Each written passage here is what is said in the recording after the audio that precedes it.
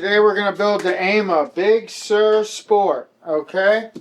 So I'm going to unpack it and I'll show you what we've got.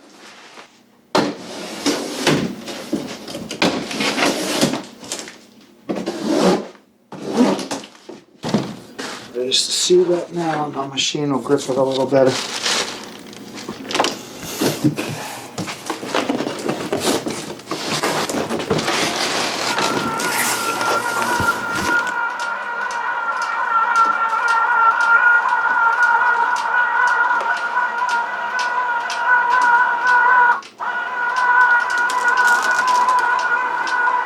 Do a direct-to-consumer self-build on this Joker, realistically? Tell me about the build on this one.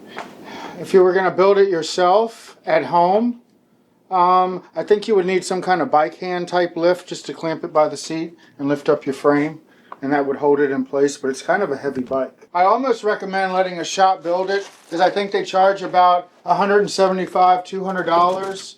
I know that we charge about that, and we also give you a year of free service. So you could ride the bike for that season. At the end of the season or beginning of the new season, bring your bike in and we would tune it all up for you, get it ready for another year of riding for free. And especially with something like this, it just seems like there's a lot that could go wrong if you don't know what you're doing.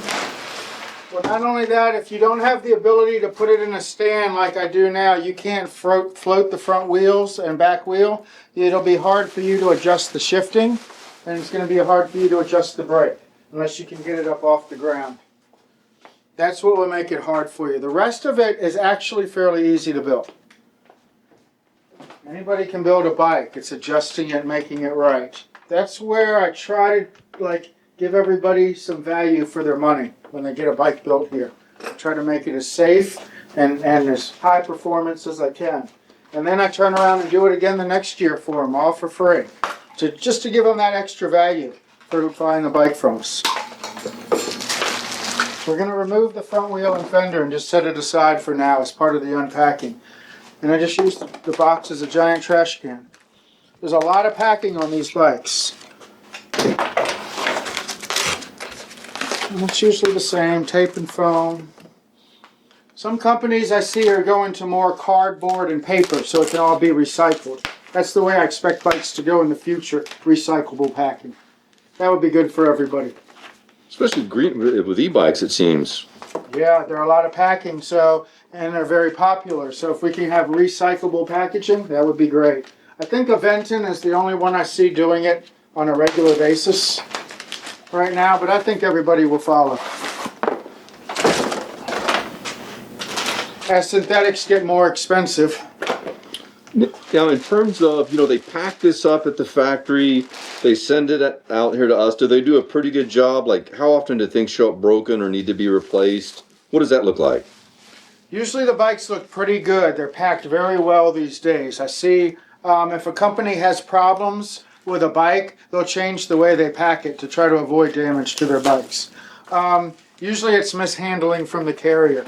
Bikes get crushed between crates or something, thrown around, mishandled, flipped upside down certainly doesn't help. But I see some bikes go through, their box looks like they're really damaged, and then I open the box up and the bike is in perfect shape. Not all the time, but I'd say most of the time. And now this bike, the CEO, I believe, came out here to visit us, and everybody was really impressed by that level of support. How do you feel about the support of this company to us? That's another thing. If I do have a damaged bike, I know that AIMA's going to fix me up with parts, or they're going to reimburse me with a new bike if it was that bad. If a customer's not happy, they're going to help us out to try to satisfy that customer. They really take pride in their bikes and their customer service. Very important. I think that customer service is a big part of buying a bike. Because if you have a bike and you don't get service, and you have a problem, where does that lead you, So if you can get some help by calling an 800 number or going on a website, doing an email. Aventon's really good about that. Rad's pretty good about that. Velotrick. And those are the companies we tend to deal with, the ones that really help us out. It's a good looking bike too. It is a good looking bike. It's very powerful. people were lined up to ride this bike. Everybody wanted to ride it, yeah, especially the guys. Yeah, guys don't want to ride a pink bike, a yellow bike, an orange bike, but a black bike, a gray bike, they like that. Big fat tires on it, and fenders. Gives you that motorcycle feel, you know, that they're probably looking for.